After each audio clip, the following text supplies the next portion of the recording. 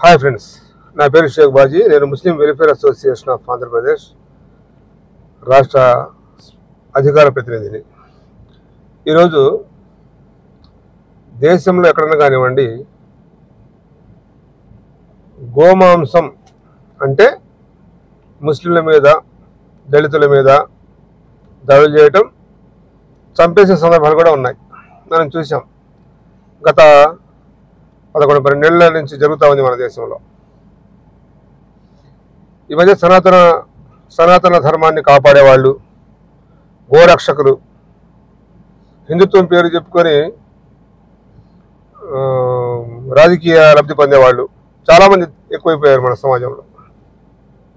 అయితే ఇప్పుడు అవసరమైనప్పుడు బయటికి రావట్లే వాళ్ళు. ఇవాళ 3 రోజుల క్రితం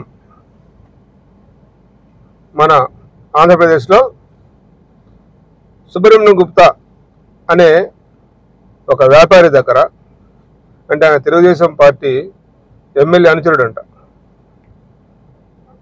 ఆయన గోడౌన్లో అంటే కోల్డ్ స్టోరేజ్లో దాదాపు 1,89,000 కేజీల గోమాంసం నిల్వలు ఉన్నట్టు డిఆర్ఐ వాళ్ళు చూసి అంతా టెస్ట్ చేసి చెప్పారు. 1,89,000 కేజీల గోమాంసం నిల్వ ఉంది అని చెప్పి వాళ్ళు ప్రకటించారు. ఇది టీవీలలో, పత్రికల్లో అంతా వచ్చింది. కానీ గోవుల్ని ఎవరో ఎక్కడో కొంటే దాన్ని ట్రాన్స్పోర్ట్ చేసే చిన్న చిన్న కూలీలు చేసుకొని ఏదన్నా మినీ లారీ లాంటివి అట్లాంటివి పొట్టకూటి కోసం వ్యాపారాలు చేసుకొని పనులు చేసుకునే వాళ్ళు ఎవరన్నా గోవుల్ని ఒక చోట కొంటే ఇంకొక చోటకి ట్రాన్స్పోర్ట్ చేస్తూ ఉంటే వాళ్ళ మీద దౌర్జన్యాలు చేసి, మేమే అసలు గోవుల్ని కాపాడటానికి ఉన్నాము, అసలు మా ధర్మమే గోవుల్ని కాపాడే ధర్మం అని చెప్పి ఎవరో కూలీనాలు చేసుకునే వాళ్ళ మీద, బాడిగలకు పోయే వాళ్ళ మీద దౌర్జన్యాలు చేసి వాళ్ళని కొట్టి చంపే విధవలు ఇవాళ ఎవరు బయట రావట్లేదు. ఎందుకు? కారణం ఏంటి? అక్కడ కోల్డ్ స్టోరేజ్లో దొరికిన గోమాంసం ఏ సుబానీదో, ఏ యేసురత్నందో వాళ్ళది కాదు. సుబ్రహ్మణ్యం గుప్తా పేరు ఏముంది? సుబ్రహ్మణ్యం గుప్తా. అంటే అదే ముస్లింలకు కానీ, దళితులకు కానీ, క్రైస్తవులకు కానీ అయితే ఇళ్ల మీద పడి కొడతారా? బుల్డోజర్లు పెట్టి పడేస్తారా? అంటే ఇప్పుడు దీని మీద ఎవ్వరూ మాట్లాడారు. మన సనాతన నేనే కాపాడుతానని చెప్పిన మన డిప్యూటీ సీఎం పవన్ కళ్యాణ్ గారు మరి తెలంగాణలో కూడా ఉన్నాడు.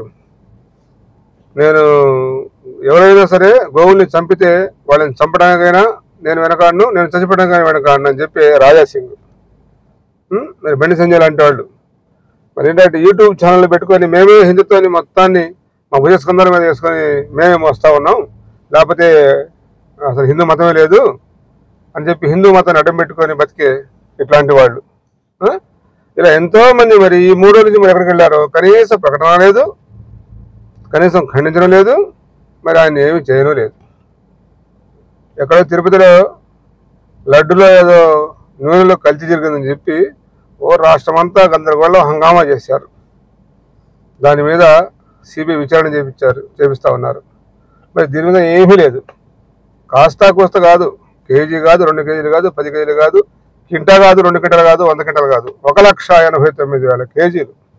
అంటే ఎన్ని వేల గోవుల్ని చంపితే అంత మాంసం వచ్చింది. ఎక్కడ పెట్టుకున్నారు గోరక్షకులంతా? ఎక్కడ పడుకున్నారు సనాతనవాదులంతా? ఎక్కడ పడుకున్నారు? హిందుత్వాన్ని మేమే మోస్తామని చెప్పి డామికాలు పలికేవాళ్ళు హిందూ సంఘాల వాళ్ళు. అంటే గోవుల్ని ముస్లింలు, దళితులు అయితేనేనా, క్రైస్తవులు అయితేనేనా గోమాత? మిగతా మీ గోమాతలు కాదా? సుబ్రహ్మణ్యం గుప్తా గారికి గోమాత కాదా? ఇదే ధర్మం అంటే ముస్లింలకి అయితే ఒక ధర్మం, క్రిస్టియన్లకి అయితే ఒక ధర్మం, దళితులకి అయితే ఒక ధర్మం, హిందువులకి అయితే ఒక ధర్మం. ఇది నడుస్తుంది మన దేశంలో. ఒక్కడమే వచ్చి మాట్లాడడం లేడు. ఎదురు చూస్తాను 3 రోజుల నుంచి. కనీసం మన అయామ్య సనాతన హిందూ అని చెప్పి పెద్దగా అరిసి మాట్లాడిన మన డిప్యూటీ సీఎం శ్రీ కొణిదెల పవన్ కళ్యాణ్ గారిని వచ్చి ఈ సుబ్రహ్మణ్యం గుప్తా గారిని ఏదైనా అరెస్ట్ చేపిస్తారేమో, సీజ్ ద షిప్ అన్నారు కదా, అట్లా సుబ్రహ్మణ్యం గుప్తా గారిని అరెస్ట్ చేపిస్తారేమో. ఎందుకంటే గోమాత అంటే సనాతన ధర్మంలోదే కదా. లేదు మరి రాయలసీమ తెలంగాణ నుంచి ఇక్కడే కదా, పక్కనే కదా అది కూడా. ఆయన వచ్చి మరి చెప్పాడు కదా, గోవులు చంపితే నేను చావడానికి సిద్ధమే, వాళ్ళని చంపడానికి సిద్ధమే అని చెప్పి. మరి ఆయన వస్తాడేమో. కాకపోతే ఈ పిల్ల బిత్తిరగారులు యూట్యూబర్లో ధార్మికాలు పోయి అసలు మేమే హిందుత్వ మతాన్ని మొత్తం మా భుజస్నానం మోస్తామని చెప్పి చెప్పుకునే ఇట్లాంటి వాళ్ళు, కాషాయ బట్టలు వేసుకొని హిందుత్వం మొత్తం మేమే నడుపుతామని చెప్పేవాళ్ళు. ఇలాంటి వాళ్ళు ఎవ్వడు ఒకరు కూడా మాట్లాడట్లా. కారణం ఏంటంటే సుబ్రహ్మణ్యం గుప్తా ఆయన కోల్డ్ స్టోరేజ్లో 1,89,000 కేజీల గోమాంసం దొరికితే నో కామెంట్. ఇట్లా నడుస్తుంది మన రాష్ట్రంలో, మన దేశంలో. ఎప్పుడైనా ఎవరిని వచ్చి ఎదురొచ్చి మాట్లాడాలి దాని గురించి. నేను ముస్లిం వెల్ఫేర్ అసోసియేషన్ స్పోక్స్ పర్సన్గా డిమాండ్ చేసేది ఏంటంటే, గోమాంసం ఎవరేం చేసినా తప్పే.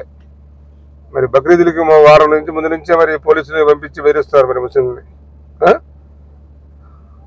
మరి ఇప్పుడు కళ్ళారా పబ్లిక్గా దొరికింది. మరి అదేంటి, దానికి శిక్ష ఏంటి? ఎవరు మాట్లాడరు దాని గురించి? దీని గురించి మన సీఎం చంద్రబాబు నాయుడు గారు కానీ, డిప్యూటీ సీఎం పవన్ కళ్యాణ్ గారు కానివ్వండి, లేకపోతే ఇంకా గోరక్షకులు గారు కానివ్వండి, వాళ్ళు వచ్చి దీని మీద మాట్లాడి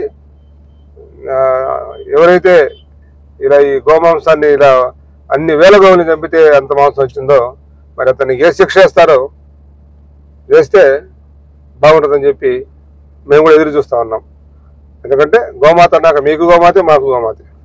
ముస్లింలకు గోమాత, క్రిస్టియన్స్కి గోమాత, దళితులకు గోమాత, హిందువులకు మాత్రం వ్యాపార సామాగ్రి. అది చూస్తున్నాం కదా. ఇక్కడ అంతా జరిగింది వ్యాపారం కోసం అది పెట్టింది ఇక్కడ. మరి తెలంగాణలో మరి మన పరశురామ గారు చూపించిన 400 ఎకరాల్లో పెద్ద గోవధశాల, ఇతర దేశాలు ట్రాన్స్పోర్ట్ చేయడానికి, ఇతర దేశానికి గోమాంసాన్ని ట్రాన్స్పోర్ట్ చేయడంలో మన దేశం 2వ స్థానంలో ఉంది.